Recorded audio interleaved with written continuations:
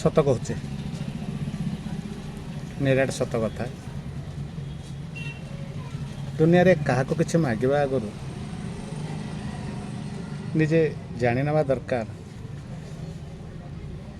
ସିଏ ସେଇଟା ଦେବେ ନା ଦେବେନି।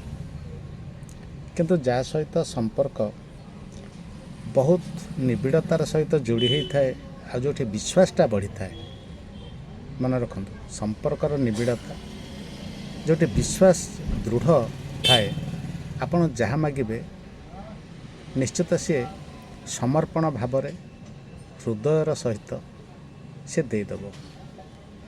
ଯଦି ନଦେଲା ବେଶୀ କିଛି ନୁହେଁ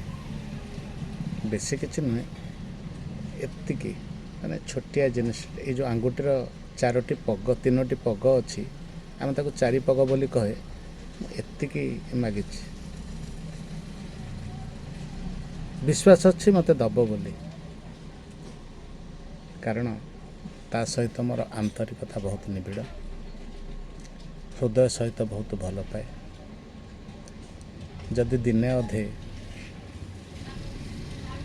ଏ ମୋବାଇଲରେ ଦେଖା ନହେଲା କି ଶୁଣା ନହେଲା କିମ୍ବା ମୋ ମେସେଜ କିମ୍ବା ମୋର ଏକପଦୀ କବିତା ତା ପାଖରେ ନ ପହଞ୍ଚିଲା, ସେ ବହୁତ କାନ୍ଦେ, ବହୁତ ମନ ଦୁଃଖ କରେ। ଦେଖାଯାଉ, ମୁଁ ତ ମାଗିଛି ଛୋଟିଆ ଜିନିଷଟେ, କହିବିନି ପରେ କହିବି, କିନ୍ତୁ ସତ କହୁଛି ତାଠୁ ଯାହା ମୁଁ ଆଣିବି ଆପଣମାନଙ୍କୁ ଦେଖେଇବିନି। ସେଇଟା ମୋର ନିଜସ୍ୱ ବ୍ୟକ୍ତିଗତ ବ୍ୟାପାର, ଆଉ ସେ ବ୍ୟକ୍ତିଗତ ବ୍ୟାପାର ଭିତରୁ ତାକୁ ମୁଁ ଟାଣୁଛି। ଜୟ ଜଗନ୍ନାଥ।